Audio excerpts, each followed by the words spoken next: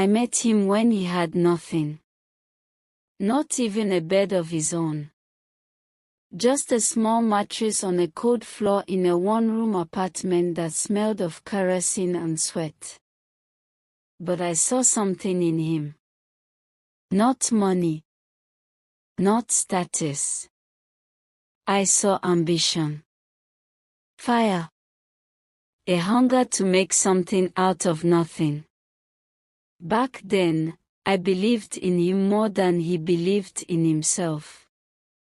I worked small jobs, braiding hair, selling puff-puff at the roadside, mending clothes for neighbors, and every kobo I made, I poured into us. Into him. Into his dream. And he had a dream. He said, one day, we'll live in a house with tiles, and the children won't have to fetch water in buckets. One day, you won't work yourself to the bone. You'll rest, because I'll take care of you. I carried those words like scripture. When he finally found steady work, we celebrated with bread and beans, sitting cross-legged on the floor. I can still see the pride in his eyes when he handed me his first full paycheck. He kissed my hands and said, "This is just the beginning." And it was. Little by little, we rose. A fan. A new mattress. A fridge that hummed too loud but kept water cold.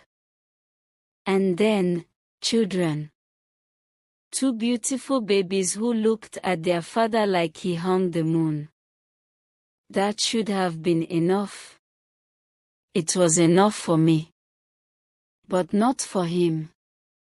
It started small. The way he began lingering outside after work, laughing with friends long into the night while I wrestled with crying babies. The smell of beer on his shirt. The late paychecks, because a friend needed help. I told myself, he's just adjusting. Men change under pressure. But then came the silences. Cold silences that filled the house like smoke. If I asked for money for food, he would sigh, roll his eyes, and mutter, "Always money, money, money. Do you think I pluck it from trees?" But outside, he was a hero. A man who bought rounds of drinks, who sponsored church fundraisers, who donated to strangers in need. Everyone clapped for him. At home, we starved. My mother once pulled me aside.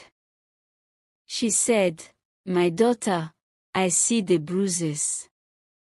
I hear the way you lower your voice around him. Don't lose yourself." I laughed it off. I told her, "It's not so bad. At least the children have their father."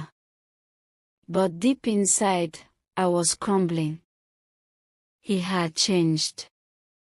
The man I met in that tiny apartment, the man who kissed my hands and said I'd rest one day, was gone. And then came the women. First, whispers. Then, proof. Lipstick on his collar. A stranger's perfume on his chest. Text that lit up his phone in the middle of the night. I tried to fight. To scream. To beg. But every time I raised my voice, he raised his hand. Until one day, I stopped fighting. I remember lying in bed, staring at the ceiling, listening to him snore beside me, reeking of another woman's perfume. And I thought, this is my life now. This is all it will ever be.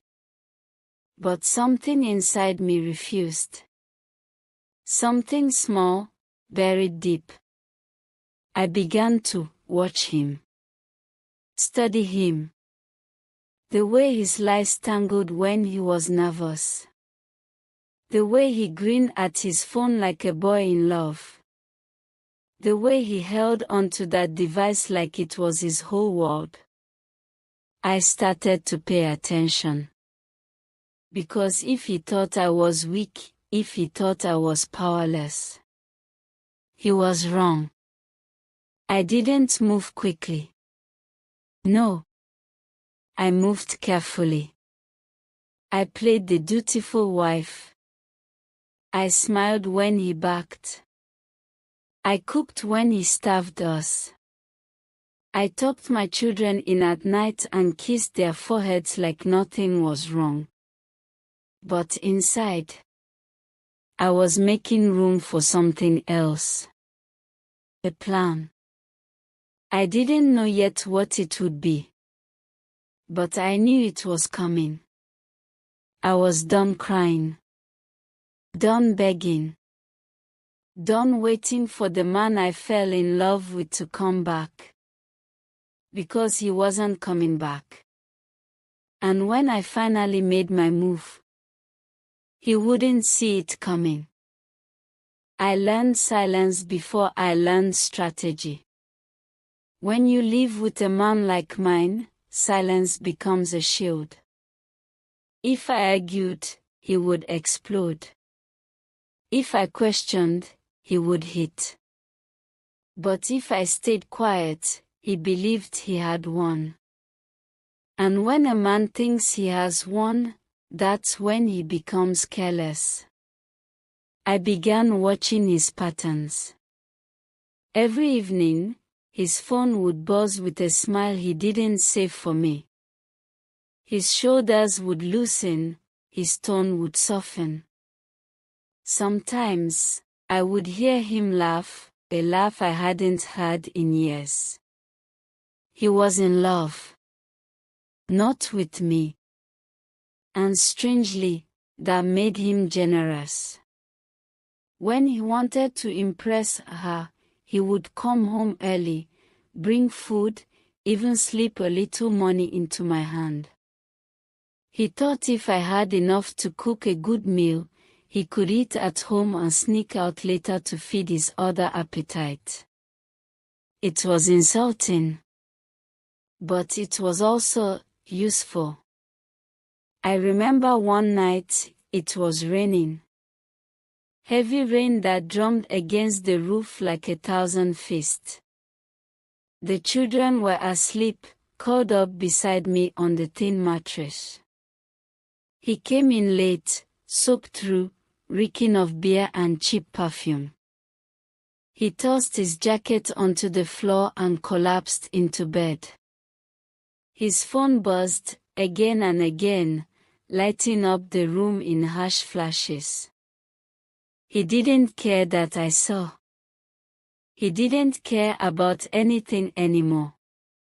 But I cared. I watched the screen light up. I memorized the rhythm of his passcode when his drunk fingers unlocked it. And I began to think, if I could see what he saw, hear what he heard, maybe I could find a way out. My sister once asked me, "Why don't you leave him? Come back home. We'll help you." I smiled and told her, because he would find me. And it was true. He had money. Influence. People in his pocket. Even if I ran, he would drag me back, just to prove he could. No, I couldn't just leave. I had to be smarter. I had to make him give me my freedom, without realizing what he had lost until it was too late. The turning point came one Sunday afternoon. We were at church. He sat in the front row, smiling, clapping, raising his hands like the picture of a devoted husband and father. The pastor praised him for his donations. The congregation nodded, whispered blessings over his name. And me?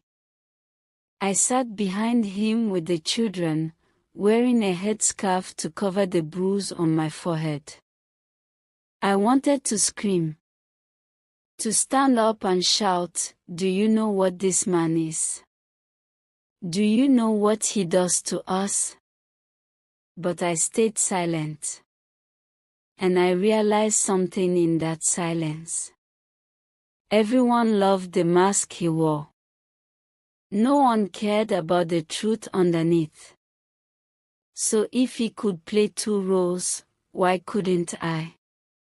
That night, I lay awake beside him, listening to the steady rhythm of his breath. My mind was alive, buzzing with an idea I couldn't yet name. I thought about the women he chased. The way he treated them like rare treasures, while treating me like dirt. I thought about the way his hands trembled when his phone buzzed, how quickly he answered, how freely he gave. And slowly, painfully slowly, a thought took root. What if I could become one of them? Not me, the wife. But me, as someone else. Someone he would value. Someone he would give to. Someone he would never see coming. The idea terrified me. It was dangerous. If he found out, it could kill me. But the longer I held it, the more it grew. It became less of a thought, more of a promise. I began to imagine the details. A new name.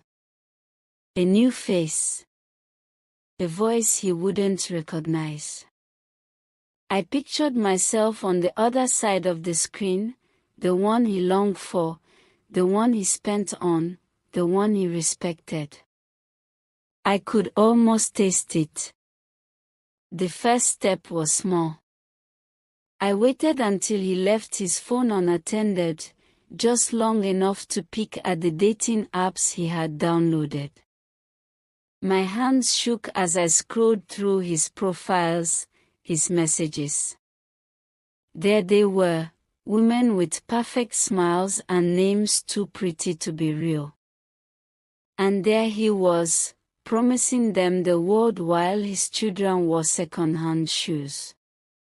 I closed the phone before he returned, but the seed was planted. If those women could have his money, so could I. I didn't move yet. I stayed patient. I smiled when he mocked me. I bowed my head when he shouted. I nodded when he told me I was nothing without him.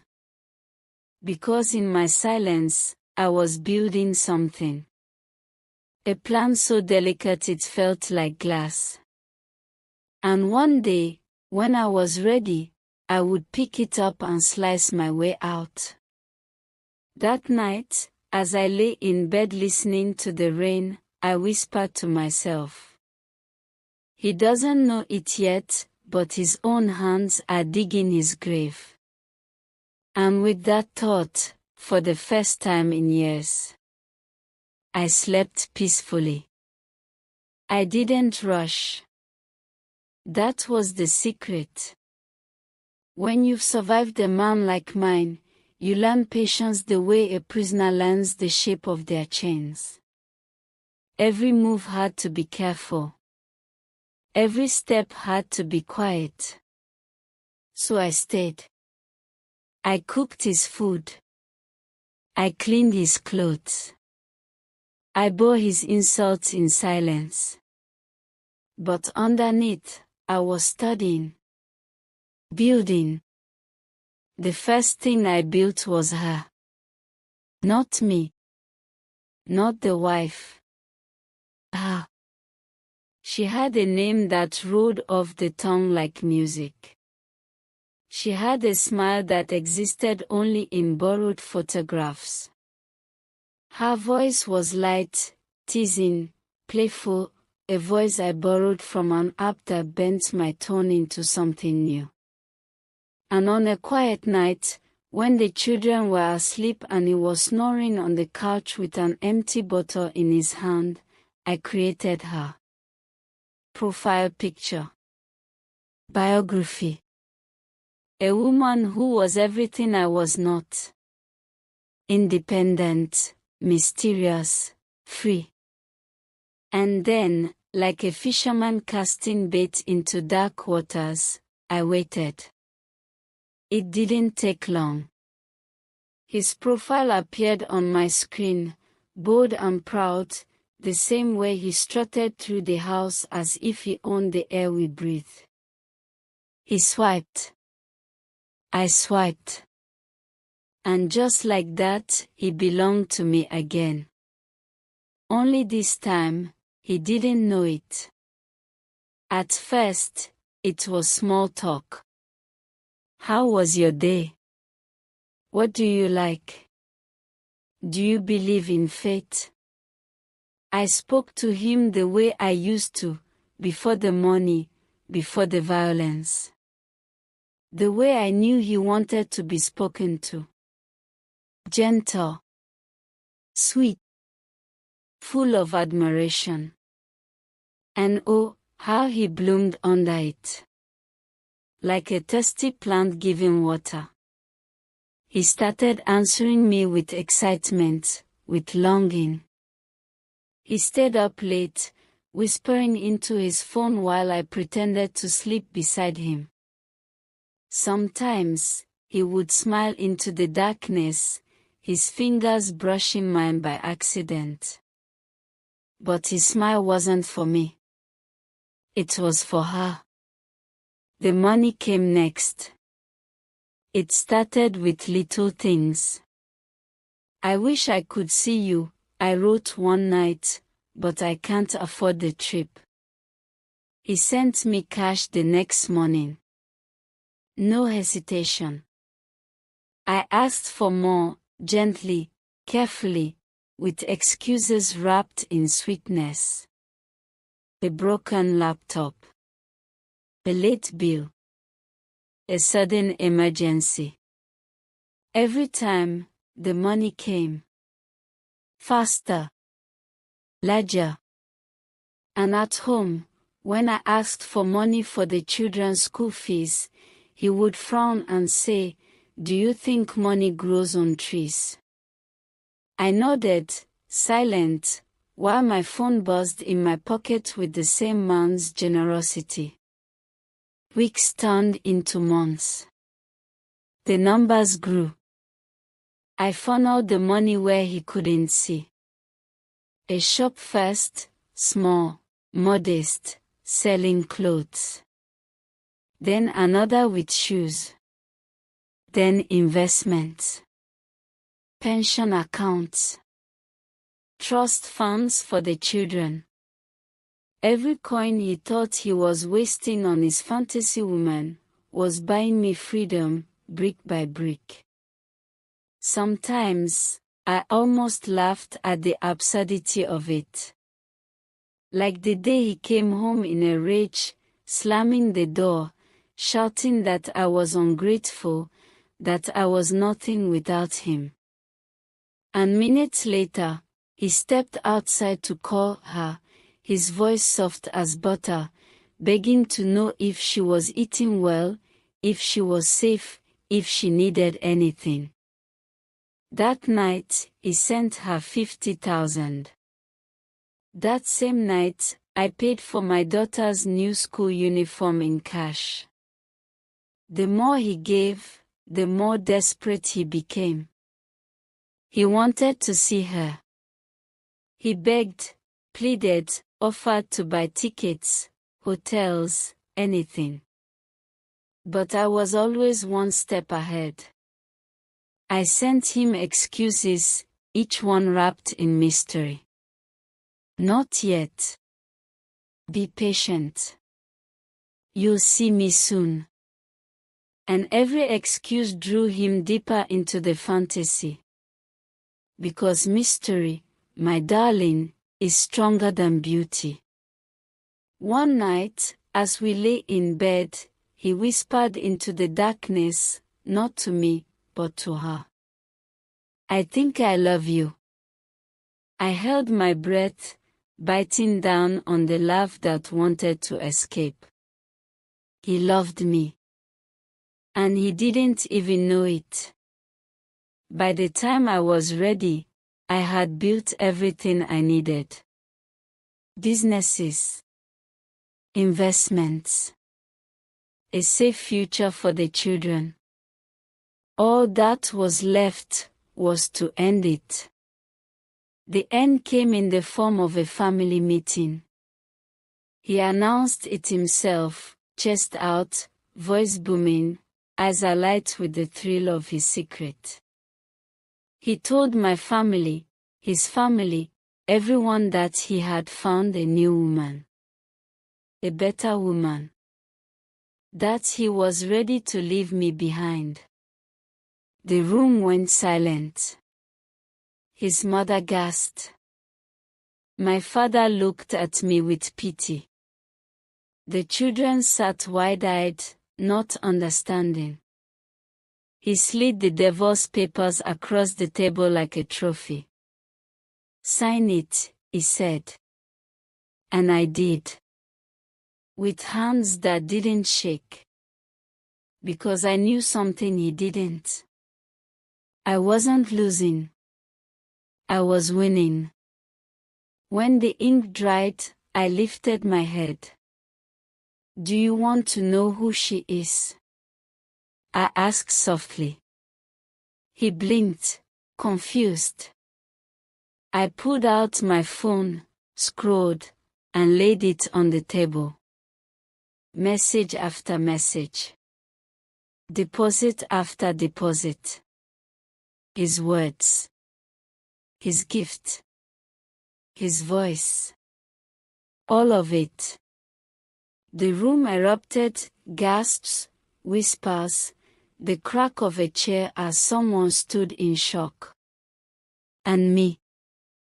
I just watched him. I watched as his face crumbled, as realization dawned, as pride shattered into dust. You sent me money while your children starved, I said. My voice was steady, sharper than any knife. You called me useless while I built empires with your hands. You told me I was nothing. But look at me now. He opened his mouth to speak, but no words came. I slid the papers back to him. Thank you, I said. Thank you for being my lesson. Then I stood. He tried to reach for me, but I brushed his hand away. He tried to grab the kids, but they scurried away from his grip like he was a disease.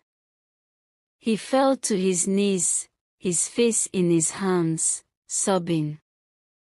I could see he was broken, shattered, but it meant nothing to me. His pain meant nothing. I took my children's hands. And I walked out.